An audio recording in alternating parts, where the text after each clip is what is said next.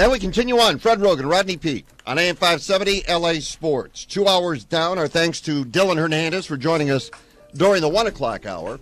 And now let us bring on the salty Adam Oslin to get into some NBA. Salty, welcome. What's up, Freddie? What's up, Rodney? Good to be back with you guys. How we doing? Double A. Right on, brother. Right on. Yeah. How are you? I'm good. I'm feeling real good after this Clippers off season. I'm pumped. I'm ready to go. So I guess we're going to start with the Clippers. Is that what you're saying? Well, I thought if I led us that direction, you'd have to for once, Fred. Can I tell you something? I thought the Clippers had a hell of an offseason, to be very honest. I was actually going to start with the Clippers and surprise you, but you didn't allow me the surprise. I thought they had a really good offseason, Adam. Now I'm are they concerned. a little long in the tooth? But who isn't?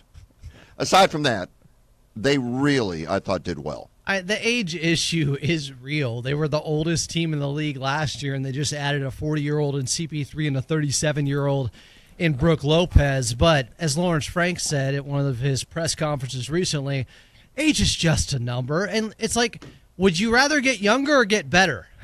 Because often those two things don't go together. They got better. They may have gotten older, but they definitely got better, and they at least got John Collins, who's just entering his prime at 28, and Bradley Beal is still just 32 years of age. And they have so much depth on this team that the hope is you have this revolving door of veterans that can kind of cover for one another. If CP3's not playing one night, that's okay. He'll be fresher for the next game. We know Kawhi's going to miss some games. Bradley Beal's going to miss some games. But they have guys that constantly kind of replenish one another with just having this revolving door of really talented players that just happen to be a little bit older. I did see today, by the way, that Bradley Beal is going to give Chris Paul his number. Well, yeah, that was a nice gesture by him. They both were wearing number 3. He recognizes CP3. Guys, you can make the argument Chris Paul is the greatest Clipper of all time. Like, this will be his 7th season now with the Clippers this year. It's his swan song. He's retiring with them, and most people associate the turning point with the Clippers to him coming in the Lob City days back in the start of, I think, 2011. So I think he added a ton of credibility to this franchise when he entered and they started winning their winning ways where, they've had 14 straight winning seasons. Unfortunately, they haven't won it all, but 14 straight winning seasons, that's the longest current run in the NBA. And it really started with his tenure with the Clippers and what he helped establish. So him being that leader as well and embracing Clipper Nation, everybody's pretty excited about this. There were some mixed feelings, I think, from some before it was made official because, he kicked their butt in Game 6 of the 2021 Western Conference Finals when he was playing for Phoenix and closed out that series. And he also made some remarks when he first left the Clippers about the culture, and it seemed like Doc Rivers. But, I think most wounds heal at this point. And there's a nostalgia play here on top of the fact that he is just a really good player still, even at the age of 40, guys. He played all 82 games last season with San Antonio, and he had the best plus-minus next to Victor Wembanyama with that team. He's still impactful. He's still a winning player, and in limited minutes, which he'll be playing now because he's not going to be the starting point guard. They have James Harden. He can help, and he's not going to play every night. So you're hoping that he's going to have those fresh legs out there. You think that he has made a bigger impact in Clipper history than Benoit Benjamin? Well, he did have that documentary, and I know you guys had him on recently. So maybe not, because when's the last time CP3 has been on your show? I mean, that's impactful on its own. True. That's true. Do we have the fish fry? We had a fish fry for Benoit. I don't think that worked out. Hey, Adam, we had Dan Wojcicki on yesterday. He talked about the Clippers, though, have to prepare for 2 teams, right? The team that plays with Kawhi, the team that plays without Kawhi. Is that a difficult dilemma, even with the new additions? No, I think that's fair, and it's been like this throughout the last 6 years overall, unfortunately, because he's been unreliable with his health. It's not his fault.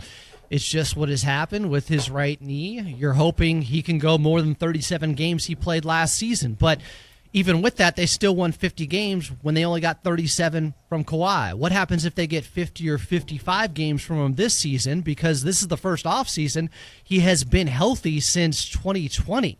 Like that's pretty huge. He hasn't had a surgery. He hasn't needed one. He exited and talked about his goal, making it through this season healthy. He did, so he can actually train and get back to doing that maniacal, meticulous training regiment that he is on that has made him such a great player. So I think there's a lot of things going in his favor and the Clippers' favor heading into this offseason and heading into training camp that Kawhi's just healthy. But yeah, you expect him to still probably not play on back-to-backs, and he's going to miss games, and they at least have, the cavalry on the way when he is out to have enough talent out there on the floor to still be very competitive, to still be very good.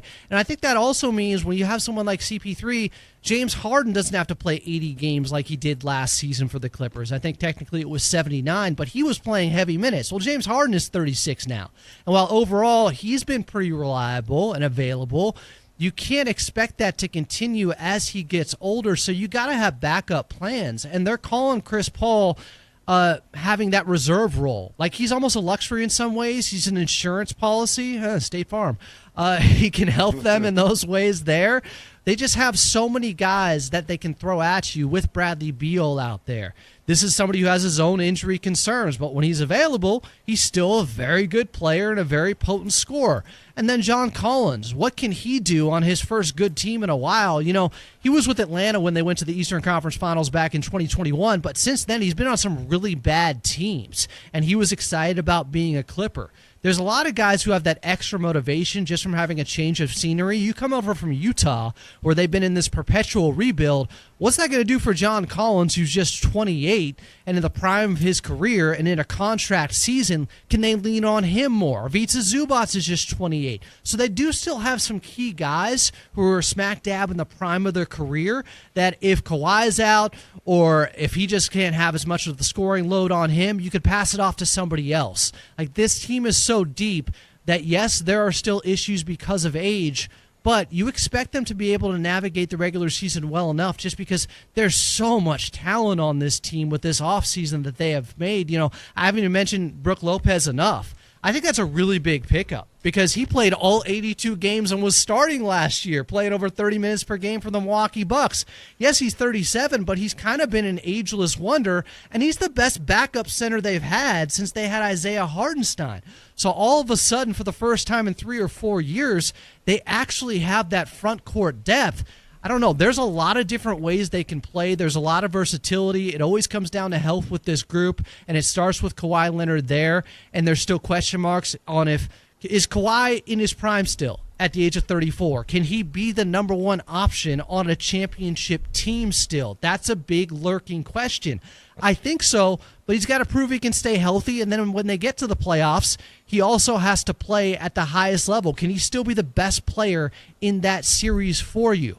There's a lot of question marks, but you got to give them an A+ for just the offseason they have had, because the one thing people aren't talking about enough, guys, is they did all these moves, a competitive team that you think can be a contender while staying under the first apron. Right. That is damn impressive work by this front office, Freddie.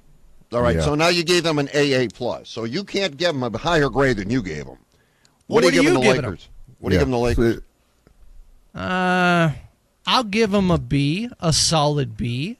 I think they've done well overall. Losing Dorian Finney-Smith hurt, and I think that was the impetus for upsetting LeBron James initially, being like, why is this guy leaving? Why are we letting him go? They were like 17 points per 100 possessions better when DFS was on the floor with the Lakers. They gave up stuff to get him. It seemed like he was going to be a part of more of the long-term picture. He's 32. He goes to Houston, a rival in the Western Conference, but they kind of pivoted to bringing in Jake LaRavia, who I really like, who's young. He's 23. He's not as good as DFS right now, but he could be better 3 years or 2 years from now. And then you get DeAndre Ayton for cheap, and now Marcus Smart. Now, the question with Marcus Smart to me, guys, is just, where's he at in his career? He's on the wrong side of 30. Boston traded him a couple of years ago and then went on to win the championship. I'm not saying there's a connection there. I really like Marcus Smart. He was a defensive player of the year. He's just never been a great three-point shooter, and they need more shooting. They still have the same issues, I think, that I've been talking about for a while. Too many one-way players on this Lakers team. They're good on one end, they're a liability on the other. With Marcus Smart, he's a good defender, but his body seems to be breaking down a little bit. He's missed a ton of games the last 2 years with Memphis and Washington, and he's still not a good three-point shooter. Some are referencing the fact that in Washington he shot 39% from three. Great. That was in 15 bleeping games. That was 50 shots he attempted from the outside. The volume was very low. So I don't know where he's at in his career and how much he can truly help. Now, for the amount of money they got him for, you take that risk. So I don't mind the way they pivoted after losing DFS, but when you talk about teams getting better, you have to look at everyone else around you and kind of grade yourself on, well, how much better did those teams get as well? Because, yes, we got better internally in some ways, but the Rockets got better, the Clippers got better, the Denver Nuggets got better. So how much better did you get relative to those teams? And I'm not sure if the Lakers got good enough to say that they're a top 4 seed currently in the Western Conference, or on paper, they're as good as OKC, Houston, Denver, or the Clippers. I think Houston is the scariest. Houston will be the scariest. They added Durant, and they're still a young, hungry team, and they got an interesting coach. But yeah, they are a hungry team. Deandre Ayton, you mentioned him, but does he get a reset here? And then also, what do you make of the reports that Luka's the one out here recruiting guys? I mean, that bodes well for him signing that contract extension on August 2nd. I never was really overly concerned with that. I know there were some murmurs out there that maybe the Lakers are a little bit worried he's not going to sign it. I think he will. I think he's embracing being a Laker. He's talked about the Mark Walter deal taking over with ownership and said, I want to help win multiple championships with this Lakers team. So I think the writing's on the wall that he will be here for a while, but it helps knowing that he's also recruiting guys, so why would he not sign the extension? It seems like he's pretty settled in and comfortable as a Laker. DeAndre Ayton, here's the problem, and Fred has brought this up for a long time, and I always give him credit. He was the original DeAndre Ayton hater. He was ahead of the curve with this. Yes, he was. From college. Yeah. Way back in college, he hated it. I don't know about his motivation and his motor out there, and I used to mock him. Fred, I was wrong. You were right. I'm ugly. You're very good looking. All those things, referencing Happy Gilmore since Happy Gilmore 2 is coming out. DeAndre Ayton last season was the worst of the Portland Trail Blazers' 3 centers.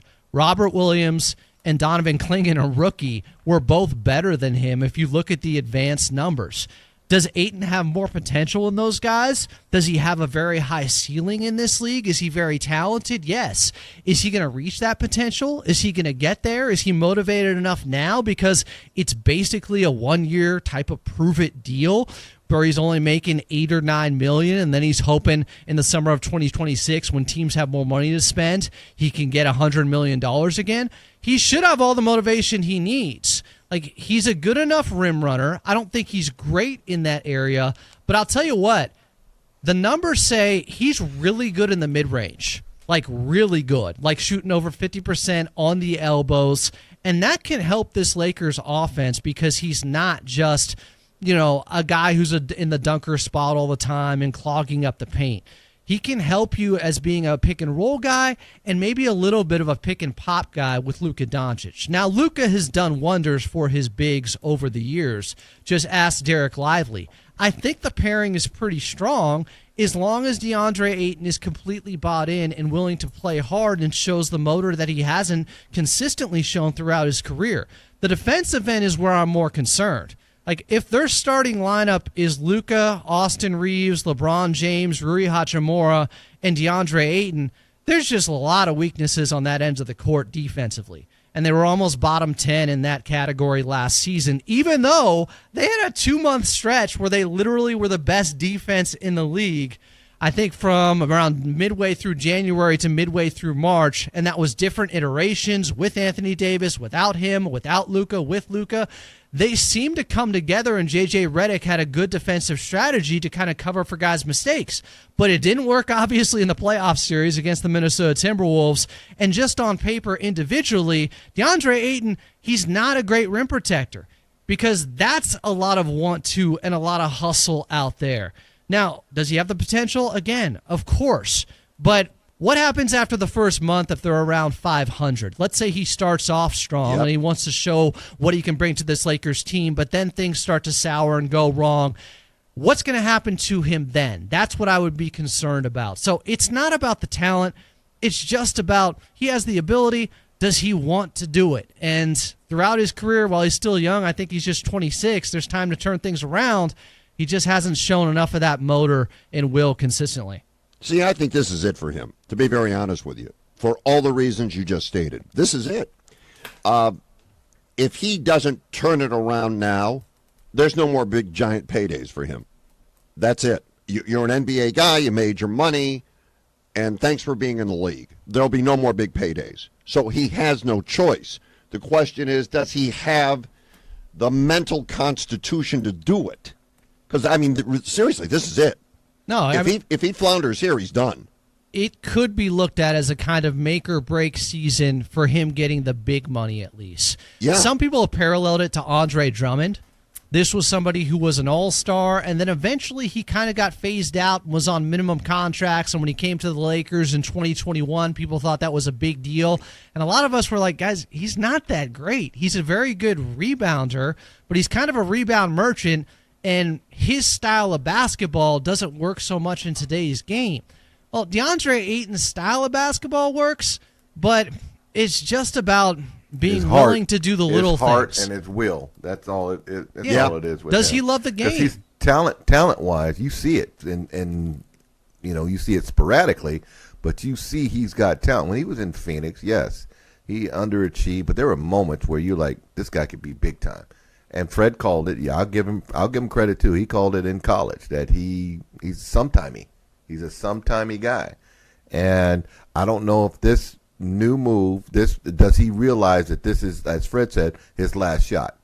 And if he does, it'll be great. And does he fall in line with LeBron and Luka and being part of the Lakers?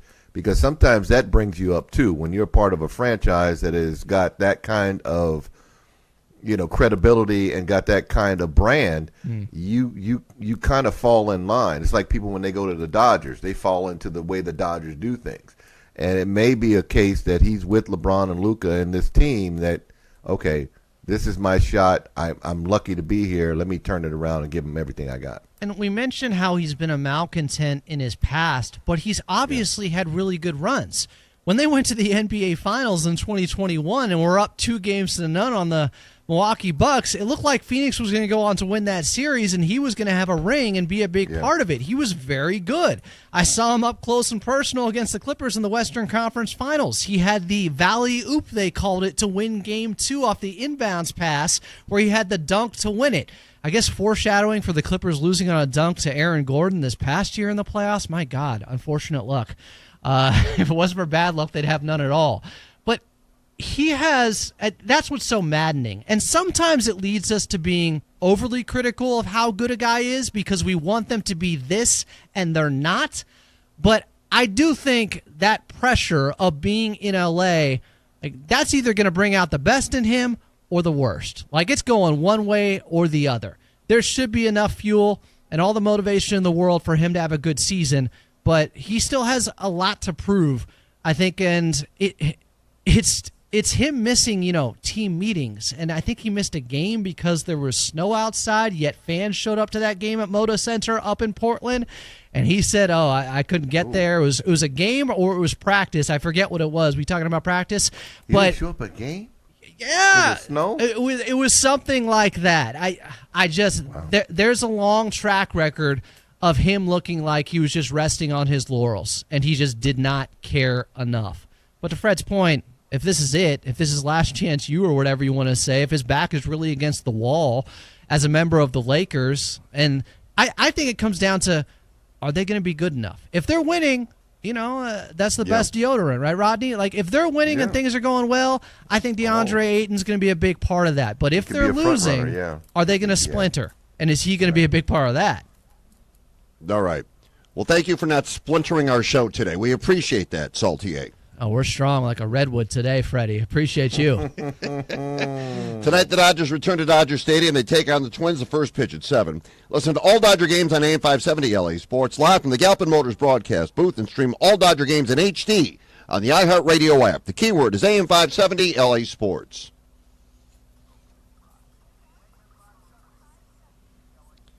You know what? I'll give you $200 million. Oh, you don't want my $200 million? Okay. No, I don't.